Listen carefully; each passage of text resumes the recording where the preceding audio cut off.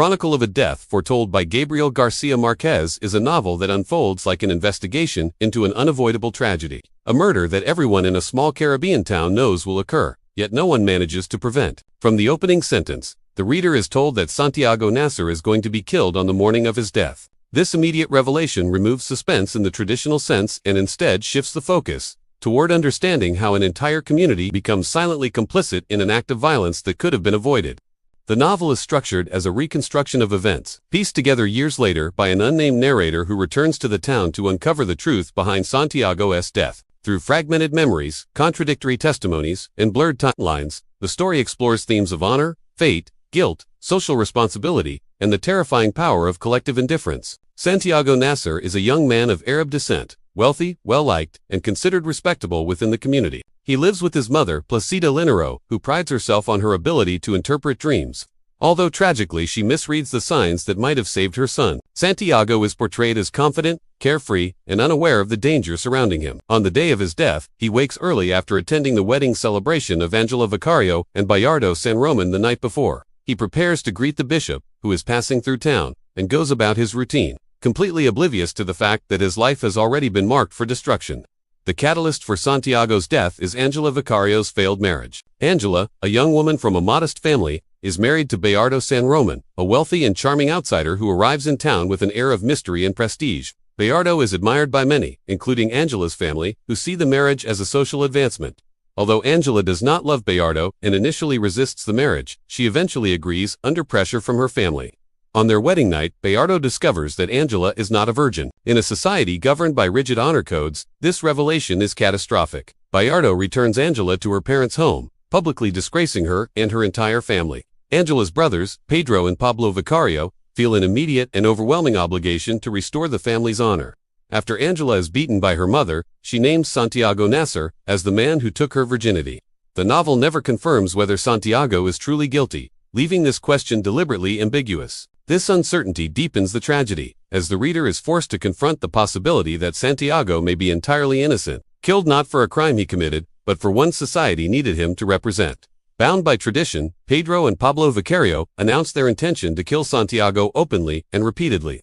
They sharpen their knives in public, tell friends, neighbors, shopkeepers, and even local authorities about their plan. Rather than acting swiftly or secretly, they behave as if they want to be stopped. Their behavior suggests hesitation, fear, and inner conflict. Yet despite their obvious reluctance, no one intervenes decisively. Each person who hears about the plan assumes someone else will take responsibility. Some believe the Vicario brothers are drunk and not serious. Others trust that honor will somehow resolve itself. And many are paralyzed by social norms that discourage interference in matters of family honor. The town itself becomes a silent accomplice. Small misunderstandings, delays, and coincidences accumulate, forming a chain of inaction that leads inevitably to Santiago's death. A note warning Santiago is slipped under his door, but goes unnoticed. A message meant to alert him is forgotten. Friends who could have warned him assume he already knows. The authorities respond too late or too weakly. Even Santiago's mother, who unknowingly holds the power to save him, misinterprets the danger, and opens the door at the worst possible moment, allowing Santiago to walk straight into his killers. As the narrative shifts between perspectives, it becomes clear that memory itself is unreliable.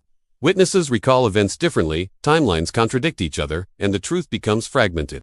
This fragmented structure mirrors the moral confusion of the town, where responsibility is diffused across so many people that it ultimately belongs to everyone and no one at the same time. Márquez deliberately avoids a single authoritative version of events, emphasizing that reality is shaped by perception, fear, and collective denial.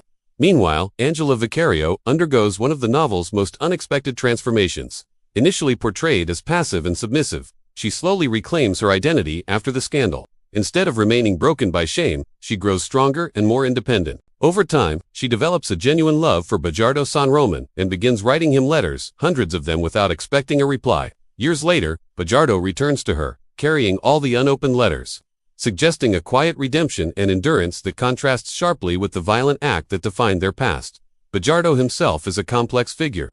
Though he appears confident and privileged, his actions reveal vulnerability and emotional fragility. His rejection of Angela is not driven by cruelty, but by an internalized honor code he cannot escape. Like the Vicario brothers, he too is trapped by social expectations, playing a role assigned to him rather than acting from genuine conviction. The murder of Santiago Nasar is brutal, chaotic, and public. The Vicario brothers stab him repeatedly in the town square, surrounded by onlookers who freeze in shock or disbelief. The violence is excessive, emphasizing not only the physical destruction of Santiago's body but also the moral collapse of the community. After the murder, the brothers surrender willingly and are largely absolved by the legal system, which treats the killing as an act of honor rather than a crime. This legal response further exposes the injustice of a society that prioritizes tradition over human life. In the aftermath, the town is haunted by guilt. Santiago's death lingers in collective memory, like an open wound that never heals. His mother becomes a tragic figure, forever burdened by the belief that she could have saved her son. The narrator's investigation, conducted years later, reveals that no one truly escapes responsibility. Each character carries a fragment of blame, whether through silence, hesitation, or blind obedience to social norms. Fate plays a central role in the novel, but Marquez presents it not as a supernatural force, but as something constructed by human behavior. Santiago's death feels inevitable, not because it is predestined, but because society allows it to happen. The repetition of missed opportunities creates a suffocating sense of inevitability, making the reader painfully aware that the tragedy could have been prevented at countless moments. Chronicle of a Death Foretold ultimately stands as a powerful indictment of honor culture, collective passivity, and moral cowardice. It challenges the idea that tradition can justify violence and exposes how easily individuals surrender their responsibility when it is shared by many. By telling the story of a death that was known in advance, Marquez forces the reader to confront uncomfortable questions about guilt, accountability, and the price of silence. The novel leaves a lasting impression, not because of what happens, but because of what fails to happen, and because it reminds us that sometimes the greatest crimes are committed not by those who wield the knife, but by those who choose to look away.